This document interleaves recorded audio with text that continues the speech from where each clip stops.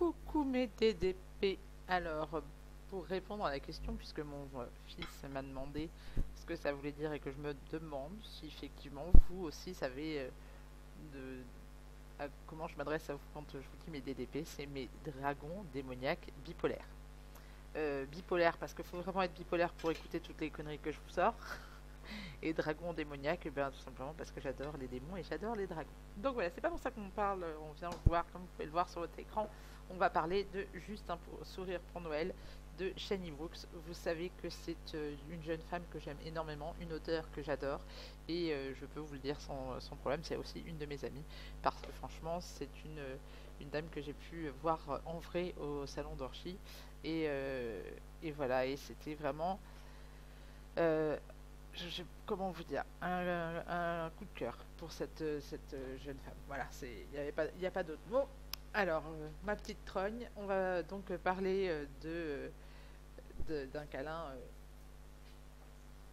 hop, de Juste un sourire pour Noël. C'est la suite de un câlin à Noël que je vous avais expliqué l'année dernière, que j'avais adoré. Mais franchement, de fou parce que c'était, je crois que je me rappelle quelques vaguement parce que je ne l'ai pas relu, mais je vous avais dit que c'était pour moi euh, comme un... J'essaye de faire des réglages en même temps hein,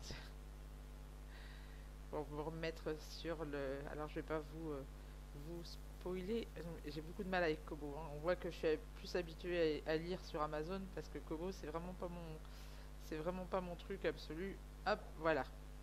Alors, je voulais vous montrer ces petites trucs de chapitres là que vous pouvez voir sur l'écran qui sont magnifiques. J'ai adoré. Alors, je suis sans filtre. Je viens de finir le livre. Je ne sais plus, je regarderai sur mes statistiques, mais j'ai dû le lire en 4 heures. 4-5 heures, oui, je crois, quelque chose comme ça. Quand j'ai lu donc le premier tome l'année dernière, pareil, au moment de Noël, je vous ai expliqué, j'avais dit que c'était un chocolat chaud avec de la chantilly et de la cannelle. Voilà, c'est merveilleux parce que Shani trouve le moyen de vous faire réfléchir, de vous faire rire, mais de vous faire réfléchir sur une situation et sur des préjugés qu'on voit assez souvent malgré tout, qui sont la mixité dans le couple, c'est très très rare. Ça commence à se démocratiser et heureusement parce qu'on a besoin de ça. Et franchement, pour les gens qui me connaissent, ils savent, le Québec, le Canada, ça a une particularité pour moi. J'ai beaucoup d'amis d'ailleurs, je vous fais des gros becs. Et même si je n'ai jamais pu y aller, c'est mon rêve de, de m'y rendre parce que franchement, voilà, j'adore la culture, j'adore leur sympathie, j'adore leur paysage, voilà, j'adore tout ce peuple merveilleux.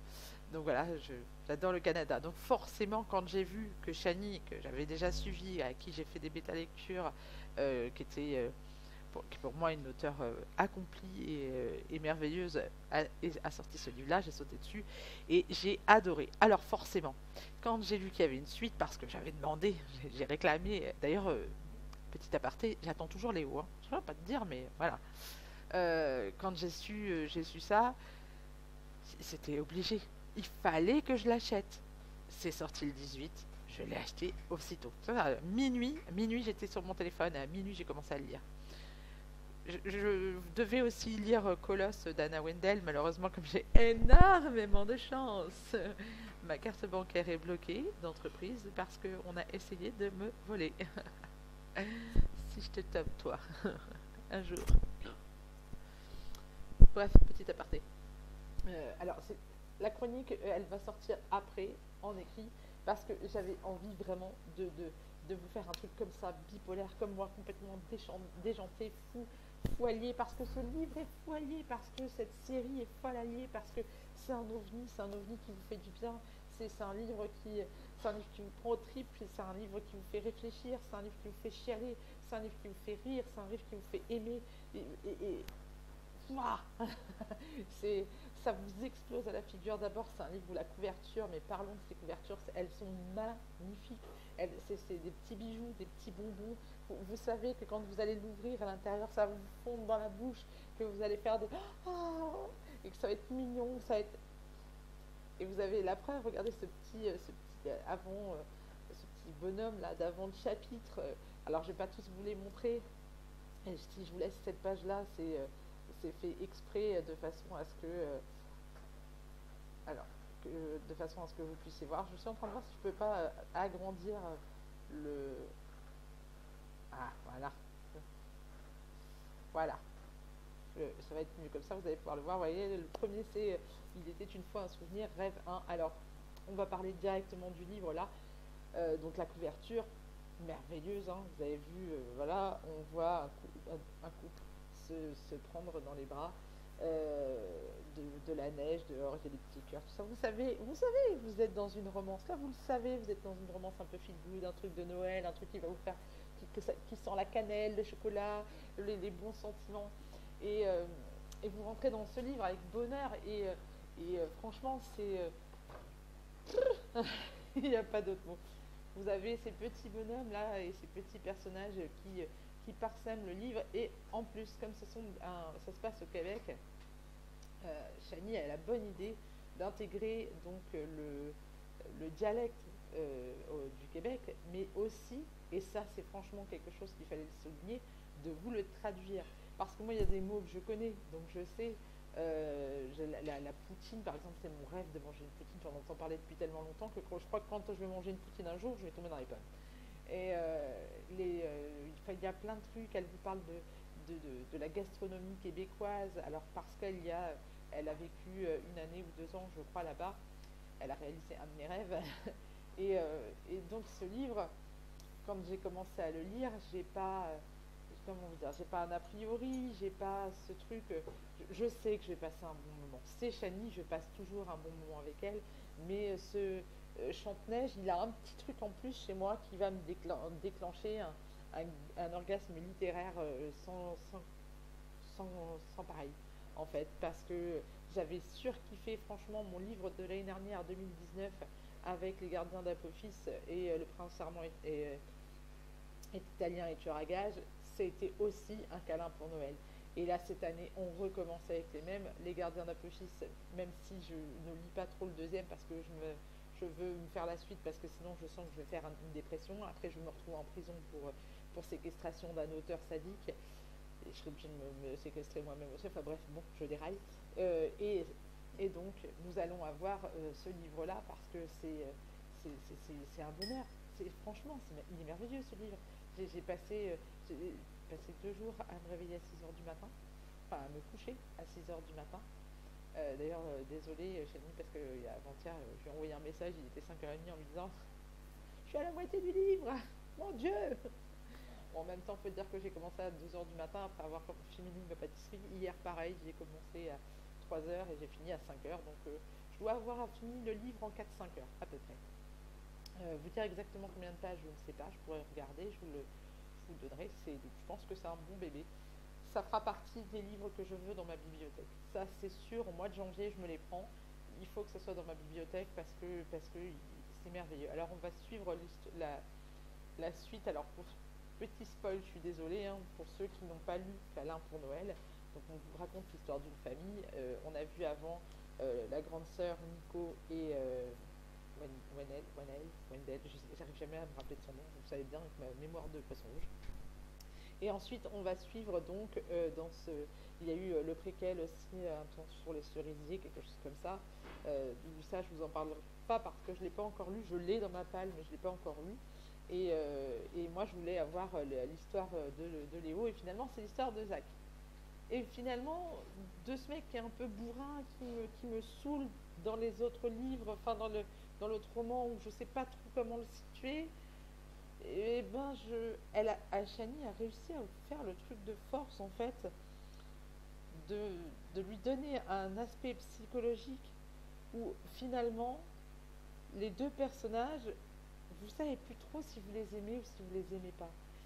Elle leur a donné une telle importance, une telle une telle, comment vous expliquer, candeur, mais en même temps, euh, euh, je ne saurais pas vous dire ce petit truc, j'ai le mot sur le bout de la langue, mais le, autant Sandra, c'est une femme qui a l'air forte, qui a l'air sûre d'elle, elle dégage elle dégage d'elle un sentiment de supériorité qui limite m'a agacée.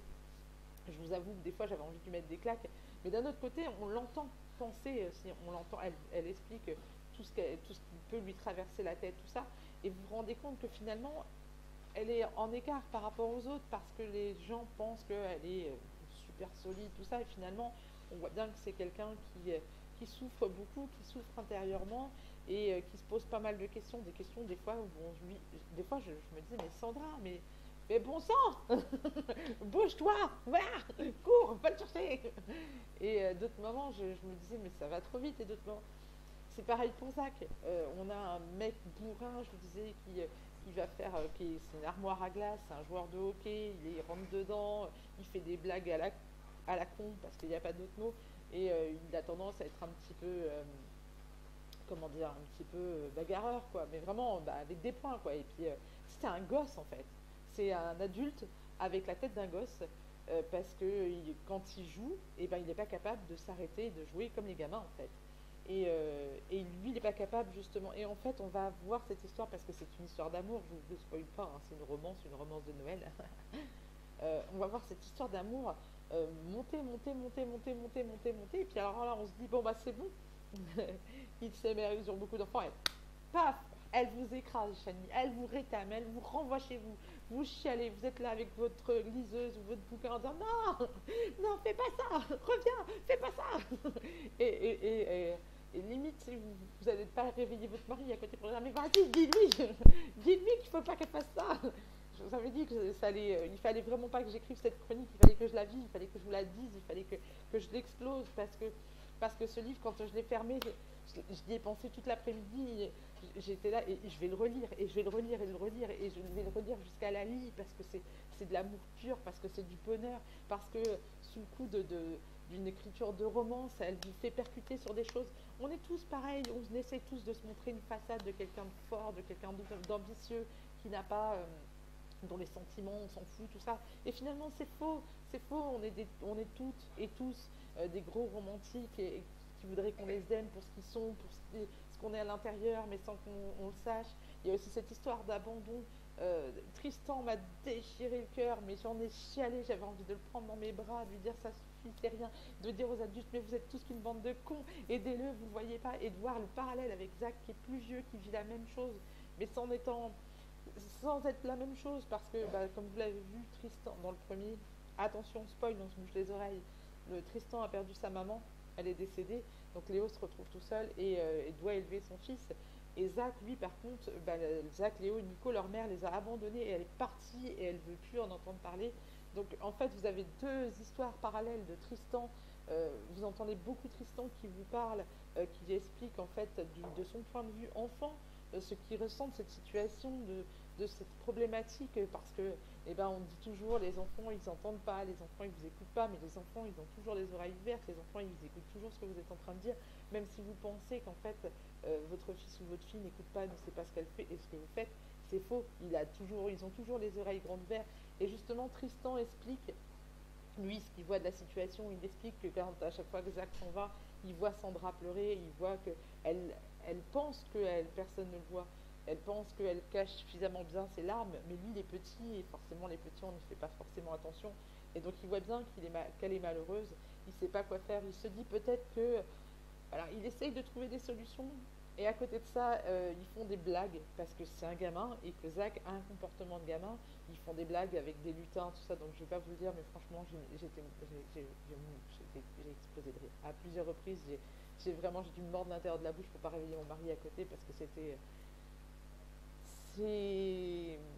par contre pour adultes parce qu'il y a des scènes, voilà. Même si c'est pas je ne sais pas comment vous dire, vous attendez pas à du Anita Blake, hein, vous n'allez pas avoir les positions, tout ça, non, non, c'est truculent, c'est mignon, c'est chouette, ça donne chaud, mais pas trop, c'est Shani, voilà, je crois que on a détaillé tout, tout en une phrase. C'est Chani, elle est complexe, elle est, on le ressent dans son écriture, c'est quelqu'un qui donne tout sans compter. C'est quelqu'un, moi j'ai discuté avec elle à plusieurs reprises, on se parle très souvent et, et, et moi j'adore cette femme. Franchement, c'est un de mes rayons de soleil. Je vais pas dire que c'est mon rayon de soleil, mais c'est un de mes rayons de soleil parce que vous le savez, j'ai nombre d'auteurs que j'adore comme ça et elle en fait partie.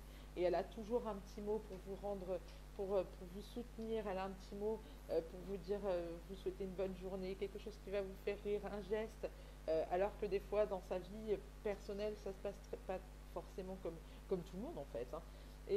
Mais voilà, elle va vous sourire, elle va vous aimer, elle va vous donner de l'amour et elle va vous faire, vous faire dire que ah bah merde, l'humanité elle a encore de bons restes, il y a encore des gens merveilleux comme elle. Il y en a plein. Alors c'est peut-être parce que c'est des auteurs, c'est peut-être parce que j'ai discuté avec eux.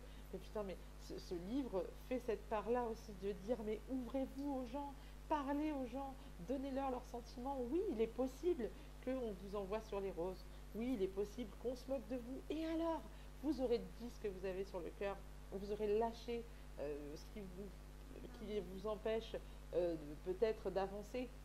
Alors oui, effectivement, c'est pas forcément évident de se lancer, de se donner comme ça, et des fois ça peut être risqué, mais c'est un risque à courir. J'ai beaucoup aimé aussi les légendes Micmac. Désolée si je le dis mal. J'ai beaucoup aimé les légendes. Tout le monde sait que je suis une grosse fanat du monde du monde, enfin, de la culture indienne et amérindienne. Et franchement, voilà, c'était j'ai kiffé. Franchement, j'ai kiffé cette famille faite de non-dits et finalement, j'aimerais bien aussi connaître un petit peu les raisons qui fait que le frère de Sandra. Enfin voilà, bon, franchement, Chani, si tu veux me faire plaisir, détaille-les tous.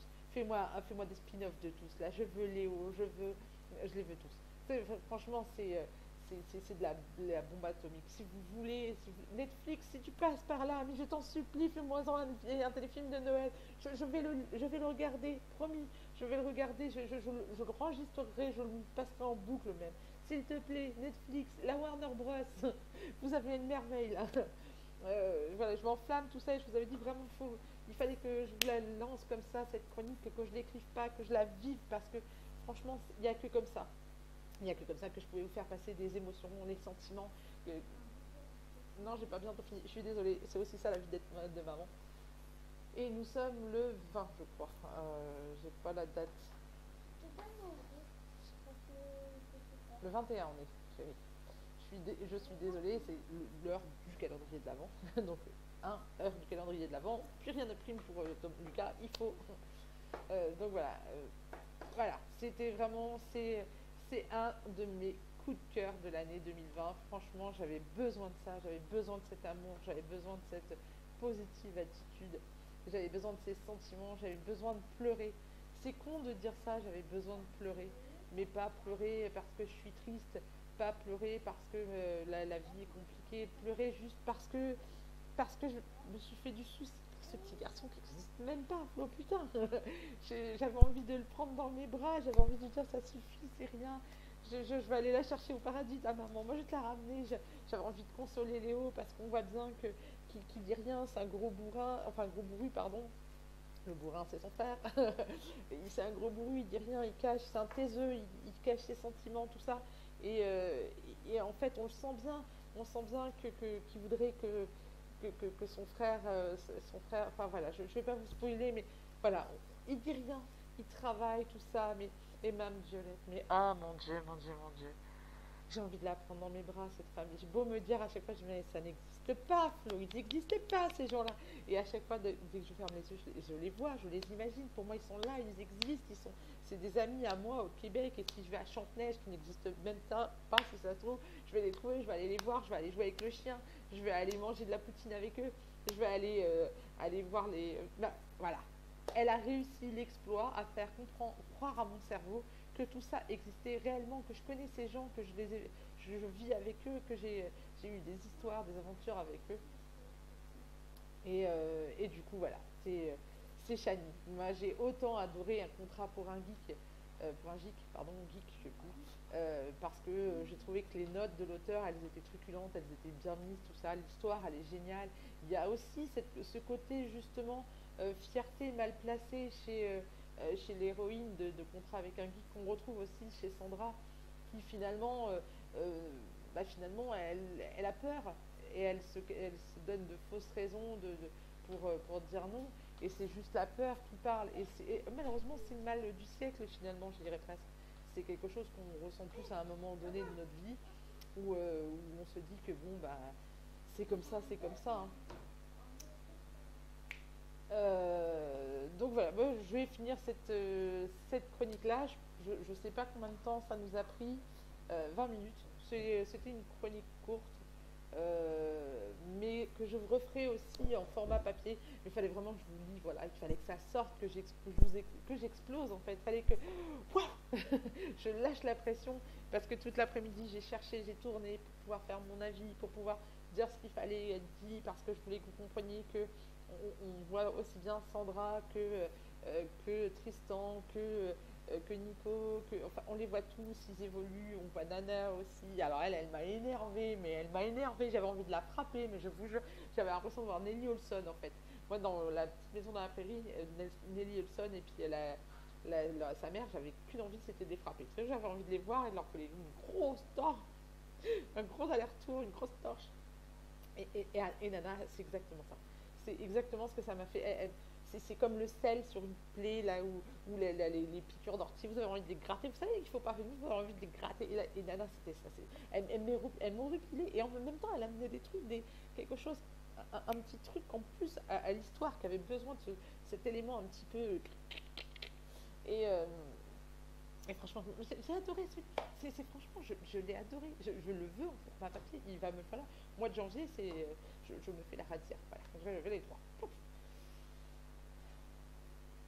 Voilà. C'est en train de redescendre là, mais il fallait vraiment. Je ne vais pas vous expliquer. C'est magique. Voilà, vous avez envie d'une lecture magique. Après Anna Wendell et Un jour une étoile, moi je vous conseille ça. Voilà. Là vous êtes c'est bon, vous refermez le livre. Vas-y chérie, on est que 6 à table, on s'en fout. Voilà, c'est l'année 2020 est merdique. Moi j'ai fini de lire. Juste un sourire pour Noël. Voilà, le titre, c'est la perfection. C'est en fait quand vous avez fermé le livre, vous avez une banane, mais d'un bout à l'autre. Vous avez votre cœur qui est là, boum, boum, boum. Vous avez envie de vous dire, waouh, qu'est-ce que c'était bien, qu'est-ce que c'était chouette, je vais aller le relire. Je l'ai déjà relu cet après-midi. Enfermez-moi. Je suis très gravement atteinte, je crois. Mais voilà, j'ai envie de ça en fait. Je pense on fera aussi une petite vidéo pour le bilan et j'ai envie de ça. J'ai envie de vous expliquer comment je réagis quand je lis, comment les émotions qui peuvent passer sur mon visage quand je lis un livre que j'adore, ou que j'adore pas d'ailleurs. Je crois que l'année 2020 elle était suffisamment dure pour se dire qu'on a besoin de ça en fait. On a besoin de rêver, on a besoin d'amour, on a besoin de magie, on a besoin d'univers qu'on ne connaît pas.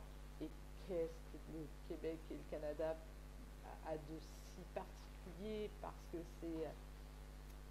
pour moi toujours, c'est vraiment mon pays préféré. Si je pouvais un jour passer ma retraite là-bas, je serais heureuse, je serais comblée. Là-bas ou en Irlande, voilà. C'est comme ça que je veux voir la fin de ma vie, moi. Dans un cottage en Irlande ou dans une grande maison au fin fond du Canada entourée de neige avec 50 km de neige où je suis obligée de rester chez moi, que j'ai pas le droit de sortir. Je peux pas sortir parce que voilà, il y a de la neige. Parce que je ne comptais pas sur moi pour sortir s'il y a de la neige. Déjà que je me casse la gueule quand il y en a beau, alors imaginez. Je suis plus souvent sur mes fesses qu'ailleurs. Enfin bon, bref. Donc voilà, il est juste un sourire pour Noël de Shani Brooks. Vous pouvez le retrouver sur Amazon, sur Kobo. Alors il n'est pas dans le Kindle Unlimited parce que justement, si elle veut pouvoir vous proposer partout, il a un tout petit prix en ce moment. Et puis même de toute façon, même si elle le mettait à 7 euros, mais putain, mais franchement, ça le vaut. ça vaut. Moi, je serais prête là. Je vous dis, je vais l'acheter là, au mois de janvier. Là, je peux pas trop parce que voilà. Mais si financièrement, je peux me décoter un petit peu de sous là, à la fin, après les fêtes ou même en milieu des fêtes, je vais me les acheter parce que je les veux, j'en ai besoin. J'ai besoin de les avoir sur moi. Voilà, c'est ça en fait le livre. Ce, ce petit truc en fait qui va faire que votre journée, si vous avez démarré une journée qui n'était pas trop top, une journée qui... C'est souvent ce que je dis à mes enfants. Le livre, il va pouvoir vous emmener dans un imaginaire que aucun scénariste ne sera capable de faire, juste votre cerveau. Il pourra donner des intentions, des odeurs, des couleurs, des sensations que vous ne pourrez jamais retrouver dans un film. Quoi que le film soit bon, quoi que le film puisse être intéressant, jamais, jamais votre imagination ne marchera autant qu'avec un livre. Et ça, franchement, je pense que c'est une des raisons qui a fait que j'ai accepté d'être auteur et que j'ai accepté de vous écrire des livres, tout ça, et que j'accepte d'en lire, enfin que j'accepte pour lire des pépites comme ça, mais chine quand tu veux, ma chérie. Voilà, c'est ce qui fait que j'aime lire. J'aime parce que ben je suis malade, j'ai un corps fatigué, un corps malade, et que du coup plein de choses me sont interdites. Et là, je peux aller dans la neige, je peux me battre avec eux, je peux faire un bonhomme, je peux lancer des boules de neige, je peux regarder Zach et puis Sandra se rabibocher, s'entre-déchirer, se clasher même parfois, se faire des blagues. Et puis finalement, sentir la tendresse qui les unit, pas comme un voyeur, pas comme quelqu'un qui regarderait une scène, mais comme quelqu'un de bienveillant en fait, qui serait capable d'être là, en retrait, mais qui les regarde et qui s'aperçoit que l'amour c'est beau, que l'amour d'un enfant c'est magnifique, que l'amour d'une famille, il n'y a rien de mieux. Et franchement, pour Noël, on a tous besoin de ça, on a tous besoin de ce petit truc-là. Alors franchement, si vous n'avez qu'un seul livre à acheter là pour les fêtes, si vous n'avez qu'un seul livre de Noël, hein, j'entends, parce que j'ai adoré d'autres romances de Noël, c'est pas là le problème, et elles m'ont fait rire, elles m'ont fait pleurer, ou elles m'ont fait m'émouvoir, mais ça, Chani, elle a fait le packaging en fait. Elle m'a émue, elle m'a fait pleurer, elle m'a fait rire, elle m'a fait me cogiter, elle m'a fait m'émouvoir parce que franchement, cette histoire d'amour, elle est juste magnifique. Elle m'a rappelé elle m'a amené des paysages que je ne connaissais pas, elle m'a amené des noms de gastronomie que je ne connaissais pas. Elle m'a, franchement, c'est pas parce que c'est une amie, hein, parce que ça, même vous le savez, je suis très intransigeante sur mes lectures, et amie ou pas amie, chez moi il n'y a plus, une fois que je lis, c'est fini. Il y a l'auteur, il y a la lectrice et il y a l'ami. Et franchement, moi quand je suis lectrice, je suis que lectrice en fait. Si le truc me plaît, je vais vous le dire, et si le truc me plaît pas, je vais vous le dire tout pareil, parce qu'il n'y a pas de langue de bois chez moi. C'est une des raisons qui fait que beaucoup d'auteurs, certains auteurs ne m'aiment pas, parce qu'il paraît que j'ai une grande gueule, parce qu'il paraît que je suis trop drama, mais je suis comme ça en fait. Je suis quelqu'un d'entier. Si j'aime, je vais vous le dire franco, je vais dire vas-y fonce, c'est trop bien, c'est génial ce que tu as fait. Et franchement, ça c'est wow, c'est amazing. Voilà, si vous retirez juste un mot anglais de là-dedans, c'est amazing. Parce que franchement, j'ai un accent de merde peut-être, mais j'ai envie de prendre ce livre et d'aller au Canada et leur dire waouh, waouh, regardez, mettez-le dans l'office du tourisme. C'est ce truc-là, mais vous avez envie en fait, vous avez fini le livre, vous êtes sur Air Canada en train de préparer votre avion là, et vous allez partir, parce que franchement, voilà, c'est une pépite, c'est un bonheur, il fallait vraiment que je vous le dise comme ça, que je n'écrive pas mon avis ou ma chronique comme je fais d'habitude, parce que vous le savez peut-être, j'écris mon avis, ensuite je découle ma chronique et ensuite je fais ma vidéo. Et là, non, fallait, au même titre que je suis quasiment certaine que Colosse de Anna Wendell, ça va faire pareil. Là, voilà, c'était pas possible de faire autrement. C'était pas. Je vous dis, toute l'après-midi, j'ai cherché, et après, non, j'ai dit non, c'est bon, banco. Tu prends ta ligne red, tu l'allumes, tu prends ton appli, et vas-y, fonce, Marflo, et dis-leur qu'il faut qu'il aille l'acheter, dis-leur que c'est peut-être un des livres qui va leur faire le plus de bien dans leur vie, parce que c'est beau, parce que c'est plein de bons sentiments et que c'est capable de vous faire réfléchir. Parce que, voilà, je ne vais pas vous spoiler, mais franchement, c'est de l'or en barre. Tout simplement, c'est de l'or en barre. Vous avez envie de le prendre, de prendre votre chocolat, l'enrouler de chantilly, de mettre un peu de cannelle dessus, une paille en inox, la paille, hein. Oh. Et voilà, c'est parti Guingamp, et on est parti dans les montagnes neigeuses, et enfin je ne sais même pas si Chanteneige c'est dans les montagnes, mais voilà, on est parti à Chanteneige, on ne veut plus ressortir de Chanteneige, on veut rester à Chanteneige, je veux déménager à Chanteneige, voilà c'est fini, je prends mon visa, je pars au Canada, ciao. Bisous. Je vous parlais donc de livres, si vous n'avez pas compris. Un sourire pour Noël de la géniale, la talentueuse et la magnifique Shani Walks. Voilà, je demande un concert d'applaudissements. Voilà, bravo. Et moi, je cours me l'acheter ainsi qu'un billet pour aller au Canada. Ciao.